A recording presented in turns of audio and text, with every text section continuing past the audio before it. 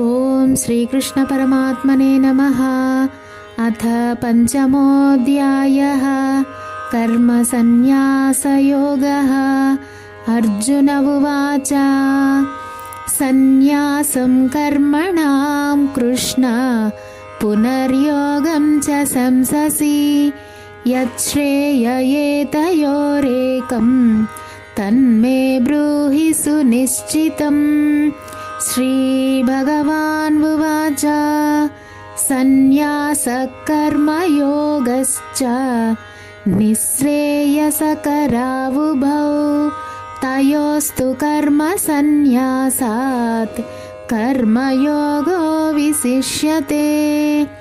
జ్ఞేయః స నిత్య సన్యాసీ యో న ద్వేష్టి న కాంక్షతి నిర్ద్వంద్వో హి మహాబాహో సుఖం బంధాత్ ప్రముచ్యతే. సాంఖ్యయోగౌ పృథక్ బాలాః ప్రవదంతి న పండితాః ఏకమప్యాస్థితః సమ్యక్ ఉభయోర్విందతే ఫలం. యత్సాంఖ్యైః ప్రాప్యతే స్థానం తద్యోగైరపి గమ్యతే. ఏకం సాంఖ్యం చ యోగం చ యః పశ్యతి స పశ్యతి. సన్యాసస్తు మహాబాహో దుఃఖమాప్తుమయోగతః యోగయుక్తో మునిర్బ్రహ్మ న చిరేణాధిగచ్చతి. యోగయుక్తో విశుద్ధాత్మా విజితాత్మా జితేంద్రియః సర్వభూతాత్మ భూతాత్మా కుర్వన్నపి న లిప్యతే. నైవ కించిత్ కరోమీతి యుక్తో మన్యేత తత్వవిత్ పశ్యన్ శృణ్వన్ స్పృశన్ జిఘ్రన్ అస్నన్ గచ్చన్ స్వపన్ శ్వసన్ ప్రలపన్ విసృజన్ గృహ్ణన్ ఉన్మిషన్ నిమిషన్నపి. ఇంద్రియాణీంద్రియార్థేషు వర్తంత ఇతి ధారయన్ బ్రహ్మణ్యాధాయ కర్మాణి సంగం త్యక్త్వా కరోతి యః లిప్యతేన స పాపేన పద్మపత్రమివాంభసా కాయేన మనసా బుద్ధ్యా కేవలైరింద్రియైరపి యోగినః కర్మ కుర్వంతి సంగం త్యక్త్వాత్మశుద్ధయే. యుక్తః కర్మఫలం త్యక్త్వా శాంతిమాప్నోతి నైష్ఠికీం. అయుక్తః కామకారేణ ఫలే సక్తో నిబధ్యతే. సర్వకర్మాణి మనసా సన్యస్యాస్తే సుఖం వసి. నవద్వారే పురే దేహి నైవ కుర్వన్న కారయన్. న కర్తృత్వం న కర్మాణి లోకస్య సృజతి ప్రభుః. న కర్మఫల సంయోగం స్వభావస్తు ప్రవర్తతే. నాదత్తే కస్యచిత్ పాపం న చైవ సుకృతం విభుః. అజ్ఞానేనావృతం జ్ఞానం తేన ముహ్యంతి జంతవః. జ్ఞానేన తు తదజ్ఞానం యేషాం నాసితమాత్మనః తేషామాదిత్యవత్ జ్ఞానం ప్రకాశయతి తత్పరం.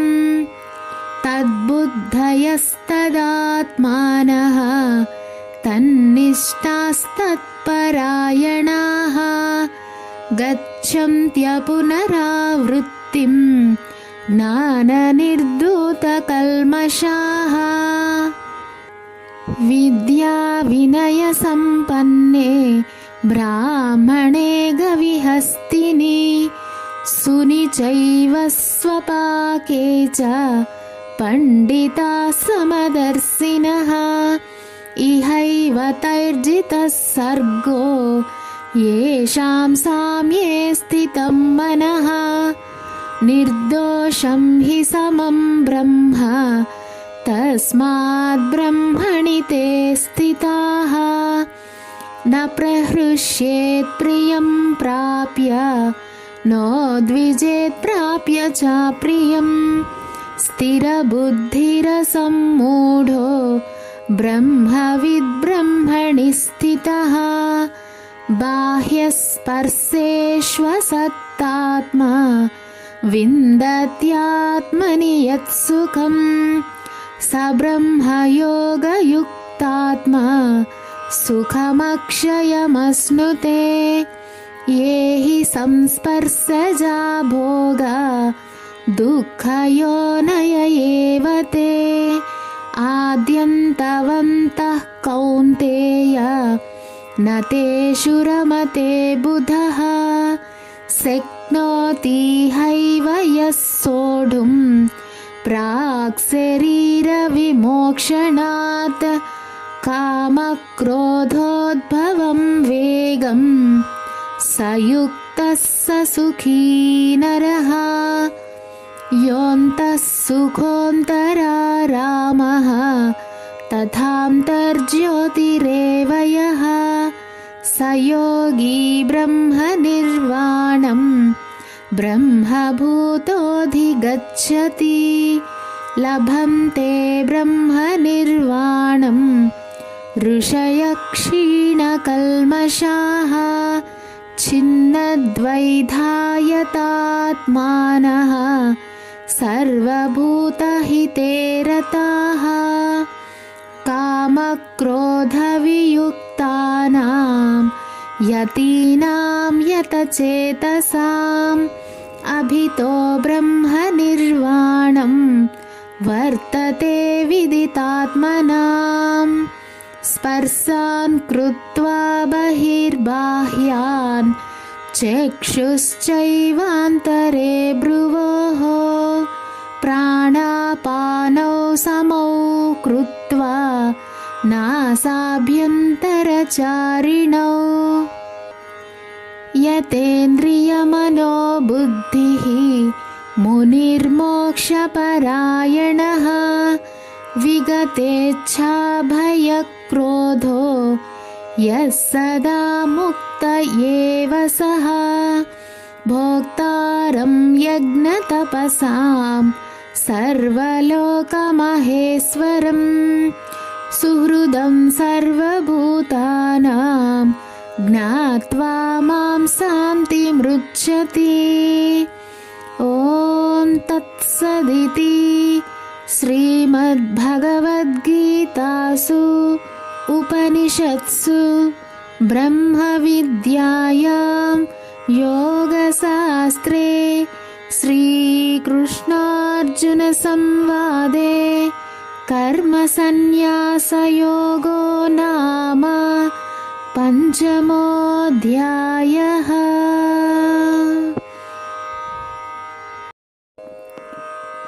ఓ శ్రీకృష్ణ, నీవు కర్మ సన్యాసమును ప్రశంసించావు మరియు కర్మయోగమును కూడా చేయమన్నావు. ఈ రెండింటిలో ఏది శ్రేయస్కరమో ఖచ్చితముగా తేల్చి చెప్పుము. శ్రీకృష్ణ భగవానుడు ఇలా పలికెను: కర్మ సన్యాస మార్గము మరియు కర్మయోగ మార్గము రెండు సర్వోన్నత లక్ష్యం వైపు దారితీస్తాయి.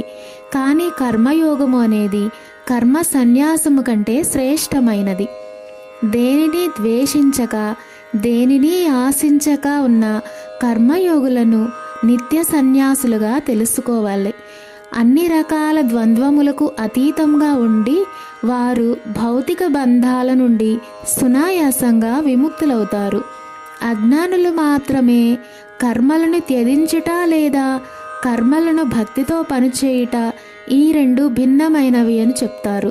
కానీ ఆ రెండింటిలో ఏ ఒక్క మార్గమును అవలంబించినా రెండింటి ఫలములను పొందవచ్చును అని తెలుసుకోవాలి. కర్మ సన్యాసం ద్వారా పొందగలిగే అత్యున్నత స్థితిని భక్తితో కర్మలను ఆచరించడం ద్వారా కూడా పొందవచ్చు. కాబట్టి కర్మ సన్యాసము మరియు కర్మయోగము రెండూ ఒక్కటే అని చూసిన వాడే నిజంగా తెలిసిన యోగి అని చెప్పవచ్చు. భక్తియుక్తంగా పనిచేయకుండా పరిపూర్ణ కర్మ సన్యాసమును చేరుకొనుట చాలా కష్టము ఓ అర్జున. కానీ కర్మయోగంలో నిష్ణాతుడైన ముని శీఘ్రముగా పరమాత్మను పొందును. పరిశుద్ధమైన అంతఃకరణ కలిగి ఇంద్రియ మనస్సులను నియంత్రణ చేసే కర్మయోగులు ప్రతి ప్రాణిలో పరమాత్మను దర్శిస్తారు. అన్ని రకాల పనులు చేస్తూనే ఉన్నా వారు కర్మబంధంలో చిక్కుకోరు. కర్మయోగంలో దృఢ సంకల్పంతో స్థితులై ఉన్నవారు చూస్తున్నప్పుడు, వింటున్నప్పుడు, స్పృశిస్తున్నప్పుడు, వాసన చూస్తున్నప్పుడు, కదులుతున్నప్పుడు, నిద్రిస్తున్నప్పుడు, శ్వాసక్రియలప్పుడు, మాట్లాడుతున్నప్పుడు, విసర్జిస్తున్నప్పుడు, స్వీకరిస్తున్నప్పుడు, కన్నులు తెరుస్తున్నప్పుడు, మూస్తున్నప్పుడు చేసేది నేను కాదు అని ఎల్లప్పుడూ భావిస్తారు. ప్రాకృతిక ఇంద్రియములే వాటి వాటి విషయాలలో కదులుతున్నట్లు దివ్య ఆధ్యాత్మిక జ్ఞానంతో గ్రహిస్తారు.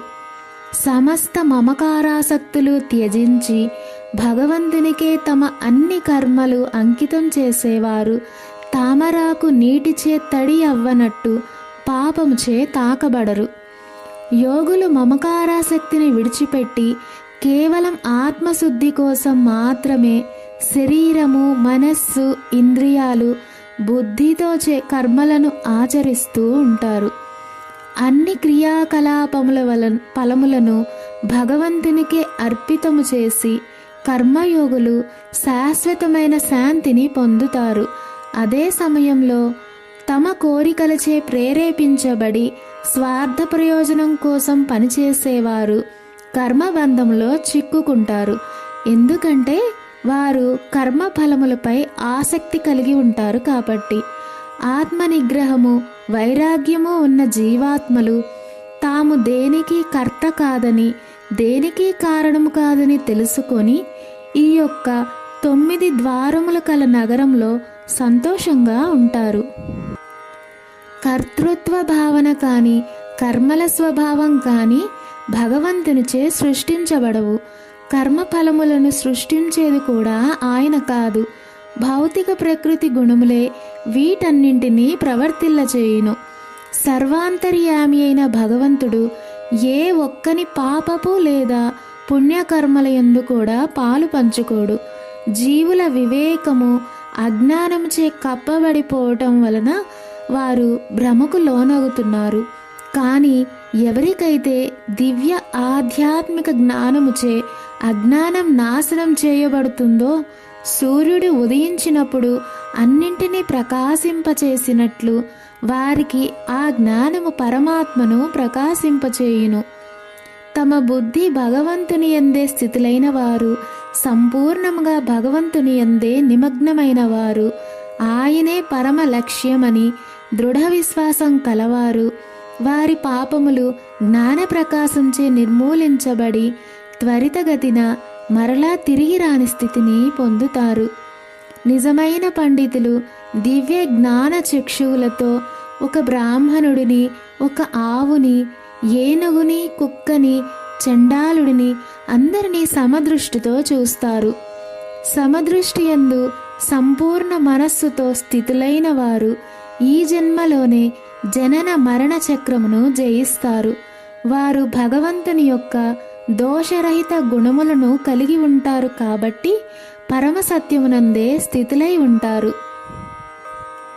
భగవంతుని యందే స్థితులై దివ్య ఆధ్యాత్మిక జ్ఞానమునందు దృఢమైన అవగాహన కలిగి ఉండి మరియు భ్రమకు లోను కాకుండా ఉన్నవారు ప్రియమైనవి జరిగితే పొంగిపోరు, లేదా అప్రియమైనవి జరిగితే కృంగిపోరు. బాహ్యమైన ఇంద్రియ సుఖాలపై మమకారాసక్తులు లేనివారు ఆత్మయందే దివ్యానందాన్ని అనుభవిస్తారు. యోగం ద్వారా భగవంతునితో ఐక్యమై అంతులేని ఆనందాన్ని అనుభవిస్తారు. ఇంద్రియ వస్తు విషయ సంపర్కం వలన కలిగే భోగాలు ప్రాపంచిక మనస్తత్వం ఉన్నవారికి ఆనందదాయకంగా అనిపించినా అవి యథార్థంగా దుఃఖహేతువులే. ఓ అర్జున, ఇటువంటి సుఖాలకు ఒక ఆది అంతము ఉంటాయి. కాబట్టి జ్ఞానులు వీటి యందు రమించరు. ఈ శరీరమును విడిచిపెట్టక ముందే ఎవరైతే కామ క్రోధ శక్తులను నియంత్రణ చేయగలరో వారు యోగులు, మరియు వారు మాత్రమే నిజమైన సుఖ సంతోషాలు కలవారు. ఎవరైతే తమలో తాము ఆనందంగా రమిస్తూ ఉంటారో, లోనున్న పరమాత్మ యొక్క ఆనందాన్ని ఆస్వాదిస్తూ ఉండి అంతర్గత జ్ఞాన వెలుగుచే ప్రకాశిస్తూ ఉంటారో అటువంటి యోగులు భగవంతునితో ఏకమై భౌతిక ప్రాపంచిక అస్తిత్వము నుండి విముక్తులవుతారు. ఎవరి పాపములు నశించినవో, ఎవరి సందేహాలన్నీ నిర్మూలించబడినవో, ఎవరి మనస్సులు క్రమశిక్షణతో ఉన్నవో, ఎవరైతే సమస్త ప్రాణుల సంక్షేమం కోసం నిమగ్నమవుతారో అట్టి పవిత్రమైన వ్యక్తులు భౌతిక జగత్తు నుండి విముక్తి పొంది భగవంతుడిని పొందుతారు. నిరంతర ప్రయాస ద్వారా కామ క్రోధముల నుండి బయటపడిన వారు, మనస్సుని నిగ్రహించిన వారు, ఆత్మజ్ఞానంలో ఉన్నవారు, ఇటువంటి సన్యాసులు ఇహపరలోకాలలో భౌతిక అస్తిత్వం నుండి విముక్తి లభిస్తుంది. అన్ని బాహ్యమైన భోగ విషయముల తలంపులను త్యజించి దృష్టి కనుబొమ్మల మధ్యే కేంద్రీకరించి నాసికారంధ్రములలోనికి వచ్చే బయటికి వెళ్ళే గాలిని సమముగా నియంత్రించి ఈ విధంగా ఇంద్రియ మనోబుద్ధులను నిగ్రహించి కామ క్రోధ భయరహితుడైన ముని సర్వదా మోక్ష స్థితి యందే వసించును. సమస్త యజ్ఞములకు తపస్సులకు భోక్తని నేనే అని, సమస్త లోకములకు అధిపతిని అని, మరియు సర్వప్రాణుల యొక్క నిస్వార్థ మిత్రుడును అని తెలుసుకొనిన పిదప నా భక్తుడు శాంతిని పొందుతాడు అని శ్రీకృష్ణ పరమాత్మ ఈ అధ్యాయం ద్వారా మనకు తెలియజేస్తున్నారు. సర్వం శ్రీకృష్ణ అర్పణం.